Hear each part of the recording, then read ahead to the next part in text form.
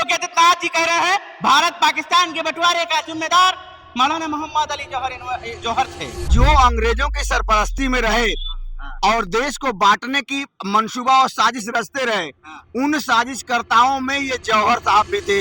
आजम खान के ऊपर निशाना कसना था योगी आदित्यनाथ को कि मौलाना मोहम्मद जौहर के ऊपर कि अगर जेल से सही सलामत बाहर आएंगे तब तो उनको गृह मंत्रालय मिलेगा।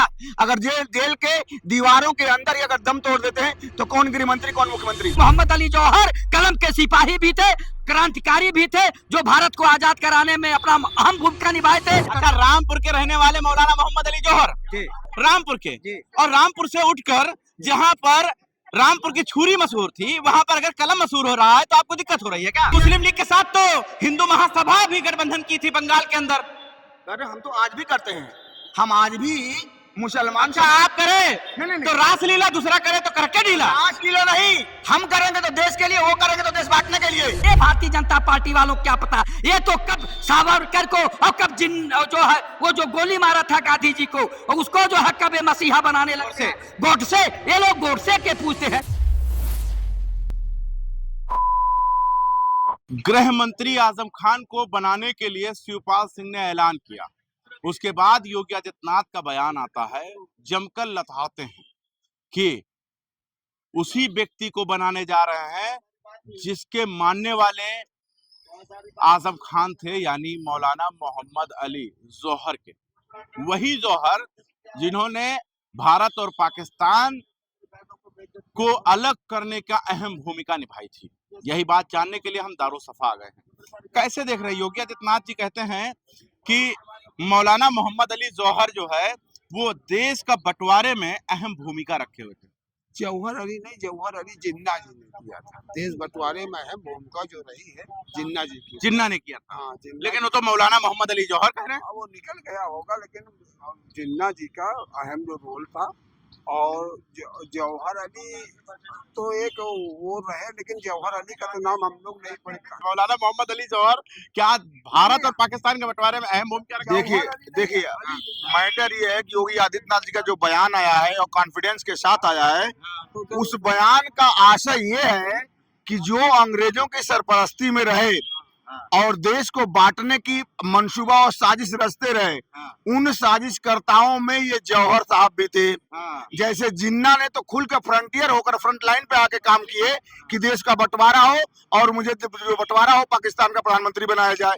तो ये जौहर अली जी जो थे, ये अंग्रेजों की सरपरस्ती में रह के मुस्लिम लीग की सदस्यता, सक्रिय सदस्यता के रूप में देश को बांटने में अहम भूमिका निभाए थे। किस तरह कैसे कह तो रहा हूँ, ये बता रहा हूँ कि जब ये बंटवारे की बात आई, इतिहास में बताइए कैसे 1931 में तो इस दुनिया से रुखसत हो गए। मैं कह रहा हूँ देश में आजाद होने से 47 में, हाँ 1931 में इनका देहांत हो गया। लेकिन उससे पहले ही देश के रणनीति और देश की गतिविधियों के बारे में अंग्रेजों से मिलकर साजिश तैयार होना शुरू हो गई थी। तब हिंदू महासभा का गठबंधन मुस्लिम लीग से क्यों हुआ था?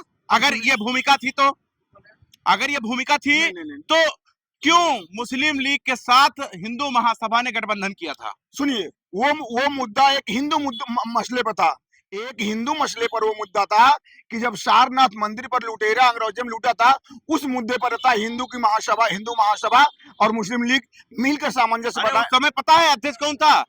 विनायक दामोदर, कौन थे? विनायक दामोदर सावरकर जी थे। हाँ, अरे बिल्कुल, जिनको हम लोग सावरकर साहब कहते हैं, जिनको 9 साल, जो वही सावरकर देशभक्त जो 9 साल काला पानी की सजा भोगे, जो न कोई कांग्रेसी भोगा न कोई अंग्रेज भोगा। मौलाना मोहम्मद अली जौहर के साथ गठबंधन मुस्लिम लीग के साथ कर सरकार चलाई। देखिए, बात यहाँ पर जो तत्कालिक मुद्दा है, पत्रकार महोदय, तत्कालिक मुद्दा ये था, इशारा ये था कि शिवपाल यादव कह रहे हैं कि हमारी सरकार बनेगी तो हम आजम खान साहब को गृह मंत्रालय देंगे। योगी जी ने कहा कि सरकार बनेगी तब तो, और दूसरी बार ये बोल दिया, कान खोलकर चेता दिया कि वो जेल से बाहर निकलेंगे तो हाँ, सीधे बोले कि जेल से बाहर तो पहले निकलने की व्यवस्था करें। आजम खान के ऊपर निशाना कसना था योगी आदित्यनाथ को कि मौलाना मोहम्मद जौहर के ऊपर था। हम देखिए, देश के इतिहास को जब कुरेदेंगे तो मौलाना मोहम्मद जौहर साहब पर जो बात वो तंज कसे हैं या उनको चेताए हैं या उनकी करनी को दिखाया है, आईना दिखाया है। और अगर तत्कालिक स्थिति में बात करेंगे तो आजम खान के ऊपर कि अगर जेल से सही सलामत बाहर आएंगे तब तो उनको गृह मंत्रालय मिलेगा। अगर जेल के दीवारों के अंदर ही अगर दम तोड़ देते हैं तो कौन गृह मंत्री कौन मुख्यमंत्री। मतलब अंदर ही इरादा है, इरादा नहीं, ये ऊपर वाले की मार होगी। मौलाना मोहम्मद अली जौहर कैसे आ गए, मैं यही तो जानना चाहता तो हूँ। रहा हूँ कि जौहर विश्वविद्यालय किसका, स्वतंत्रता सेनानी में जो है उनका भी नाम आता है, तो उनके नाम से अगर मदरसा और यूनिवर्सिटी बन गया तो दिक्कत क्या है। तो उनके कारनामों को भी हमारे योगी आदित्यनाथ महाराज जी ने बताया। इस तरह का कारनामा है, बताओ ना। देश के बंटवारे में उनकी सहभागिता रही, साजिशकर्ता में रहे, मुस्लिम लीग कहाँ पर मुस्लिम लीग के सदस्य रहे हैं। और जो बैठकें तो हुई मुस्लिम लीग के साथ तो हिंदू महासभा भी गठबंधन की थी बंगाल के अंदर। अरे हम तो आज भी करते हैं, हम आज भी मुसलमान। अच्छा आप करे नहीं तो रासलीला, दूसरा करे तो करके ढीला। रासलीला नहीं, हम करेंगे तो देश के लिए, वो करेंगे तो देश बांटने के लिए। मुस्लिम लीग का हर एक सदस्य देश बांटने के लिए, देश लूटने के लिए, देश तोड़ने के लिए महासभा करता है, बैठक करता है। जिस तरीके से फिर क्या नाम कंगना रनावत ने कहा था 14 के बाद आजाद हुआ है भारत, तो फिर उस हिसाब से 15 अगस्त नए भारत की नई तस्वीर की बात की जा रही है। 2014 के बाद नए भारत की नई तस्वीर देखने को मिली है। हर एक बच्चे के हाथ में स्मार्ट मोबाइल देखने को मिला है। नए भारत है, डिजिटल भारत, नए भारत की तस्वीर है। तो 1947 का भीख था क्या। कहा तो रहा हूँ 1947 में आप आजाद नहीं थे, आप ऐसे ले नहीं पा रहे थे। हमारी भावनाओं को, हमारी अभिव्यक्ति को सुनने और सुनाने वाला कोई नहीं था। ऐसा स्वतंत्रता संग्राम सेनानी जरूर थे, कांग्रेस के राष्ट्रीय अध्यक्ष थे। उस समय वंदे मातरम का जो है विरोध किया था, कहा था वंदे मातरम नहीं। 1923 में वंदे मातरम का विरोध किया था। कांग्रेस के अध्यक्ष होने के नाते उन्होंने हिंदू विरोधी जो है नारे भी लगाए थे और हिंदुओं का जो है हमेशा विरोध किया था। अच्छा, रामपुर के रहने वाले मौलाना मोहम्मद अली जौहर रामपुर के, और रामपुर से उठकर जहाँ पर रामपुर की छुरी मशहूर थी, वहां पर अगर कलम मशहूर हो रहा है तो आपको दिक्कत हो रही है क्या। कलम मशहूर हो, लेकिन ऐसे लोगों की कलम न मशहूर हो जिसके नाम से यूनिवर्सिटी बने, वो जो है कम से कम जो है सबको लेकर चलता हो। ये तो जो है हिंदू महाराज आप जो बता देंगे वही सही नहीं है। मौलाना मोहम्मद अली जौहर क्रांतिकारी थे, जो भारत को कलम के सिपाही थे, क्रांतिकारी भी थे, जो देश को आजाद कराने के लिए सहयोग भी किए भारत को। आपको बता दूं इस समय जो है, आपको बताऊं वो जो है अंग्रेजों से लड़ा, तलवारों के सिपाही थे, कलम के नहीं से।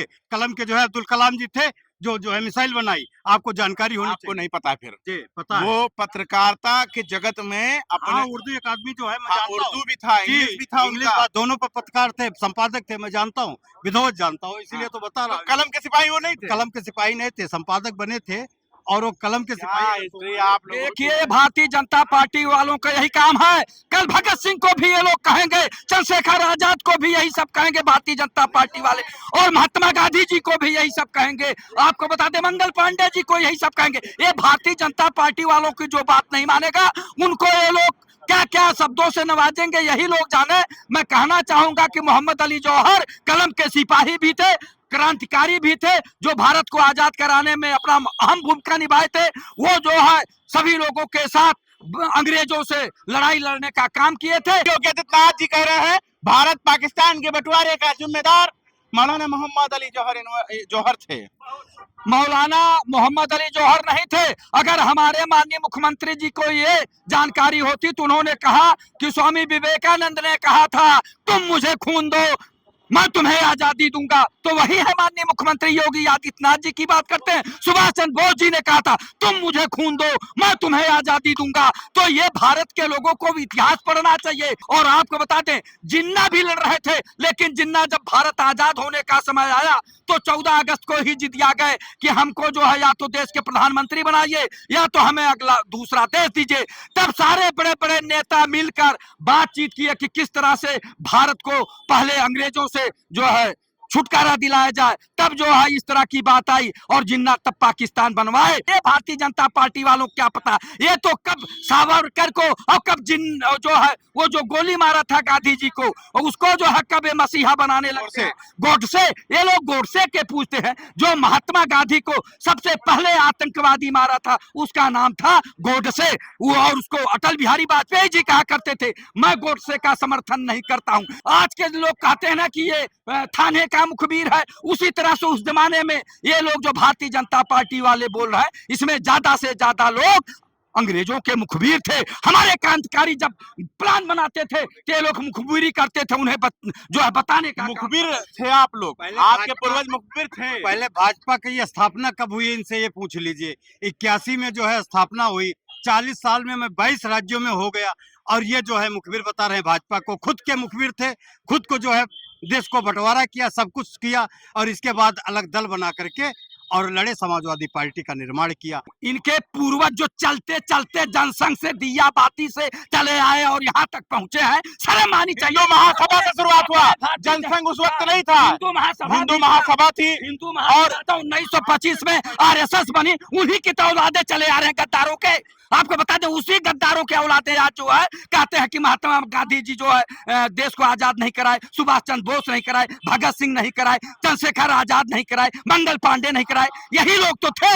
आपको बता दें, हम लोगों ने कुर्बानी दिया, हम लोगों ने देश को आजाद कराया, हम लोग कराते रहेंगे। और अब आज जो है खुदीराम बोस और भगत सिंह और चंद्रशेखर आजाद और रोशन सिंह की जरूरत है भारतीय जनता पार्टी से जो है लड़ने के लिए, इन्हें भगाने के लिए। जाइए, चरखे से आजादी आई थी, जो हमारे सैनिक मरे थे वो आजाद नहीं कराए हैं हमारे देश को, ये बोलेंगे समाजवादी पार्टी के नेता।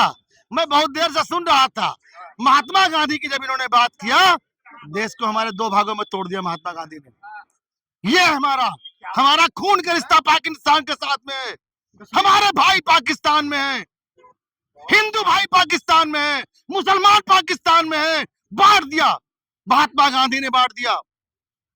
और उनको राष्ट्रपति और राष्ट्रपिता की बात करते हैं। मैं बहुत देर से सुन रहा था, जिन्ना को पीएम बना देते, तो क्या जिन्ना को पीएम बना देते भारत का? जिन्ना बन जाता, वो भी हिंदू था, भारतीय था, जिन्ना भी हिंदू था, भारतीय था हमारा, भारतीय थे, इंडियंस थे। खाली बंटवारा कर दिया इन लोगों ने। और बता रहे आजादी है, आजादी उन्होंने कराया था, महात्मा गांधी। नेहरू को क्या प्रधानमंत्री बनाने के चक्कर में जो है ये सब राजनीति की बातें हैं, बहुत ज्यादा करने का अवस्था नहीं है। तो मैं आवेशित आ गया था, मैं बोल दिया था। अच्छा, मौलाना मोहम्मद अली जौहर के बारे में क्या सोचते हैं आप? मैं किसी के बारे में नहीं, मैं खाली राष्ट्रपति राष्ट्रपिता के बारे में बोल रहा हूँ। राष्ट्रपाता, राष्ट्रपिता, राष्ट्रपाता वो है, राष्ट्रपाता वो है, क्या नाम उनका, महात्मा गांधी राष्ट्रपिता है, और गाय हमारी माता है। तो आपको लगता है देश चरखा चला लेने से जो है आजाद नहीं? चरखे से आजादी आई थी। क्या नाम था उनका, आजाद का क्या नाम है, चंद्रशेखर आजाद, मर गए। और बिस्मिल क्या नाम था, वो मर गए। अब्बाकुल्ला, अस्फाकुल्ला, मुसलमान छोड़ो, मर गए। चरखा चला के मरे थे, चरखा चला के मरे थे। ये हमारे जो देश आजाद हुआ है, कितने हमारे सैनिक, हमारे भाई शहीद हो गए, लड़ा करके हिंदू मुसलमानों को एक तरफ, मुसलमानों को इकट्ठा करके। और क्या कहते हैं, कांग्रेस पार्टी ने अभी तक शोषण किया, अभी नहीं समझ में आया। हिंदू मुसलमान दोनों जाग चुका है, मुसलमान भी वोट देने को तैयार है भाजपा को, और हिंदू भी वोट देने को तैयार है। बाकी जय हिंद जय भारत। मौलाना मोहम्मद अली जौहर पर चर्चा कर रहे थे, और देखिए यहाँ पर अलग अलग तरीके से अपनी अपनी राय रख रहे थे। आपकी क्या राय है वो आप बता दीजिएगा। देखते हैं 24 तक न्यूज़ जनता के साथ।